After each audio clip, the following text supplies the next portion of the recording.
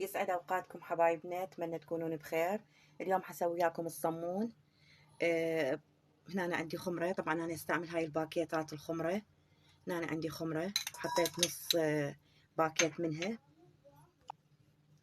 هنا أنا عندنا كوب حليب دافي. هنا أنا خاشوقتين لبن. هاي نوعية الخمرة اللي استعملها اني. احط 3 خواشيق شكر كبار.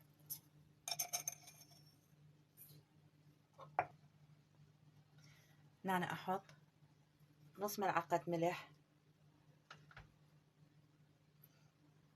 واحط شوية زيت، مقدار نص كوب يعني تقريبا. اخلط ذني المواد كليتهن، وبعدين احط لهن الطحين.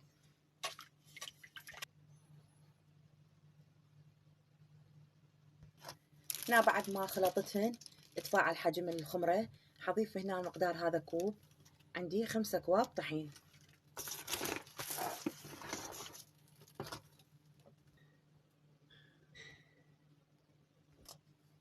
هنا اخلطهن.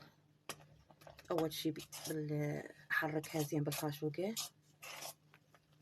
وبعدين اعجنها بايدي حتى تتماسك العجينة. هاي هنا أنا عجنتها، وحطيت لها بالاخير نص قطعة زبدة حتى العجينة تتماسك. اخليها ترتاح شغلة ساعة او ساعة ونص مكان دافي، ونرجع نشكلها وياكم. هنا أنا بعد ما تضاعف حجمها واختمرت العجينة، هسه أبدي آخذ من عندها قطع قطع كمية بهالشكل وأشنقها.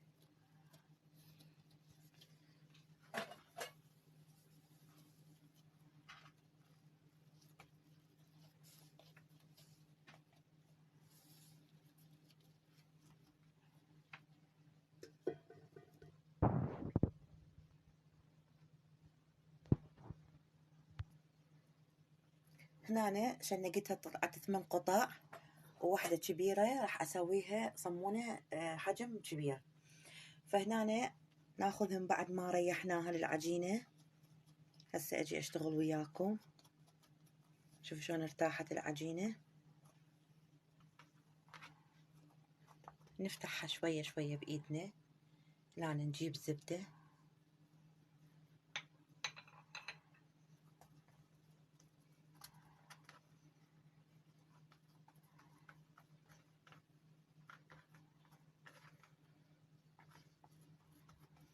سويناها بهالشكل. نبدي نلفها، بس من نلفها ما نضغط عليها حتى تاخذ هذا الشكل. هاي واحدة ثانية وياكم.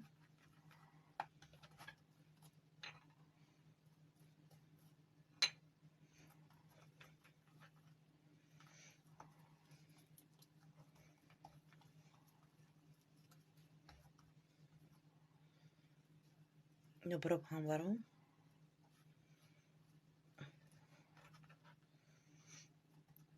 ونسكرها من هنا ومن هنا بهالشكل صارت.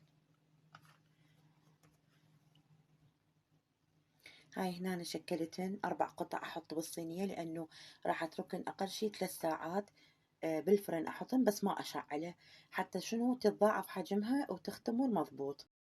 هاي عندي الصمونة الكبيرة اللي قلت لكم عليها، الشنقة كبيرة. همين أفتحها بهالطريقة. هم أحط لها زبدة.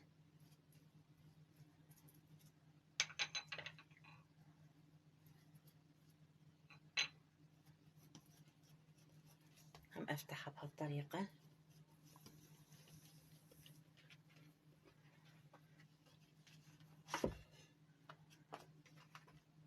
وهمينة أدورها بهالشكل.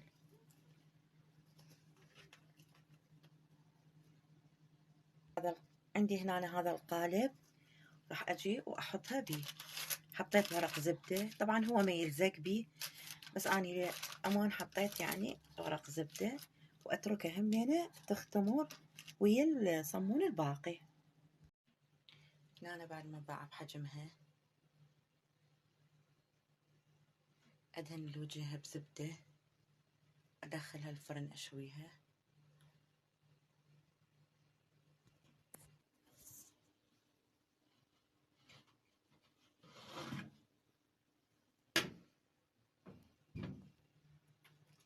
هاي هنا عندنا خلاص الصمون ما شاء الله. أتمنى تعجبكم الوجبة وتجربوها. ألتقيكم في فيديو جديد.